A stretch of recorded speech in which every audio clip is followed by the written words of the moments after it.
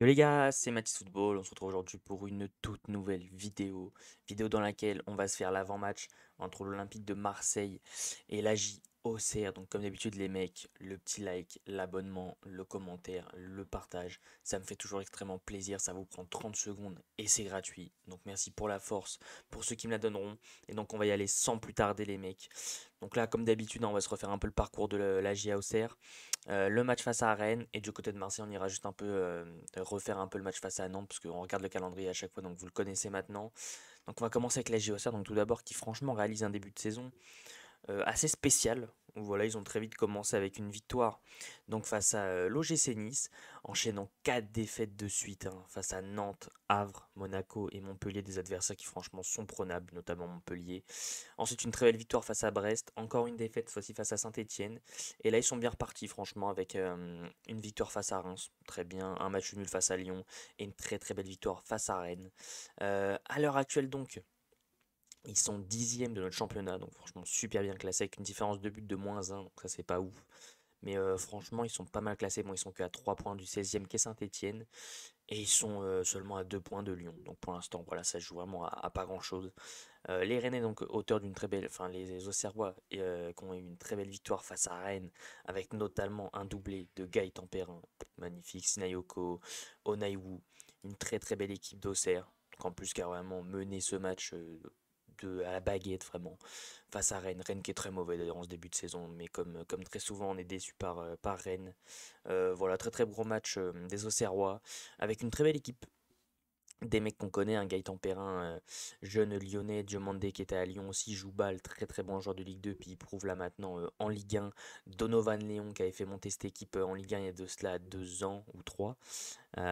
D'autres joueurs qu'on connaît bien, Ravelo Sun, Onaiwu, Sinayoko, très très bon joueur. Donc franchement, il y a beaucoup de qualité dans cette équipe d'Auxerre. Bon, du côté de Rennes, il y a de la qualité aussi. Mais c'est pas au niveau. Franchement, Rennes, c'est décevant. Et d'ailleurs, Julien Stéphan vient de se faire virer, pour ceux qui veulent la nouvelle. Du côté des Marseillais, donc on reste sur une victoire 2-1 face au FC Nantes, avec un match qui a notamment été assez équilibré. Nantes aurait peut-être mérité le match nul, mais l'OM a su mettre les occasions au fond. Au niveau de la compo, il y avait des choix qui avaient été faits par De Zerbi, Koné notamment, en l'absence d'Aminarit suspendu, Mopé en pointe, Jonathan Rowe à la place de Luis Enrique, Lirola à droite à la place de Murillo, Kondogbia en défense. Donc voilà, beaucoup de choix qui avaient été faits de la part de Roberto De Zerbi. Et donc les mecs, maintenant on va passer à ma composition d'équipe. Donc tout d'abord, je le dis comme à chaque fois, comme tout le temps, Rouli dans les buts. C'est juste logique en fait, c'est la suite logique. Il a encore fait un super match face à Nantes. On a créé une petite blessure à un moment parce qu'il était resté au sol, mais finalement il s'est relevé, donc tout va bien dans le meilleur des cas. Quentin Merlin avec son retour, donc attention face à Nantes, il n'avait pas été très très bon, notamment sur les corners. Je l'avais trouvé pas assez bon, il se projetait beaucoup moins. Après, il avait que allez, 1 heure de jeu dans les jambes. Il est sorti à l'heure de jeu. Voilà, il n'avait pas encore les 90 minutes. On va lui laisser encore le bénéfice du doute. De toute façon, il vient de revenir. Je ne vais pas lui taper dessus. Mais il va falloir vite se mettre au niveau dans cette équipe quand même, hein.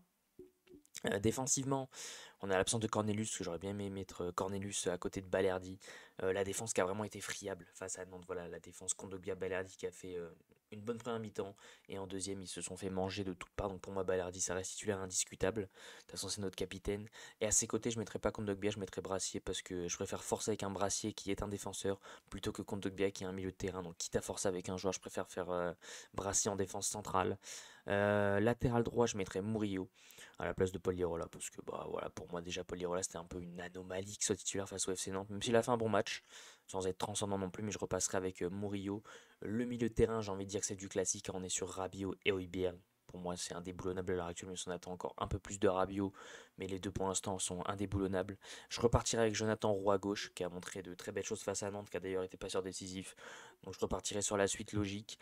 Mason Greenwood, encore une fois buteur, et encore une fois il sera titulaire côté droit de cette attaque. Aminarit pour son retour. Voilà, peut-être qu'il va retenter Koné, mais Koné qui a vraiment fait un mauvais match face à Nantes. Donc peut-être que vu qu'Harit est plus suspendu, pour moi il va le mettre en milieu offensif, mais j'attends un gros match d'Harit. Et Neil Maupay qui a fait un bien meilleur match que Wai face au PSG. Voilà, il a marqué, il a su conserver le ballon, il a montré de très très belles choses. Donc je partirai sur de la continuité et donc je laisserai Maupay en pointe de cette attaque. Donc c'est tout pour moi les mecs. Comme d'habitude, hop, on met la petite miniature. J'espère que ça vous plaît d'ailleurs la miniature. Comme d'habitude les gars, le petit like pour le référencement, ça fait toujours extrêmement plaisir. N'oubliez pas de vous abonner en activant la cloche des notifications pour ne rien louper sur la chaîne YouTube. À commenter en me donnant votre avis sur ma compo d'équipe et ce que vous auriez pu faire à ma place. Mettez-moi tout ça en commentaire. Sur ce, je vous invite à me suivre sur tous mes réseaux sociaux qui sont dans la description. Voilà, c'est tous les mecs. On continue de supporter le plus grand club de France, l'Olympique de Marseille. Sur ce, c'était Mathis Football. Ciao l'équipe.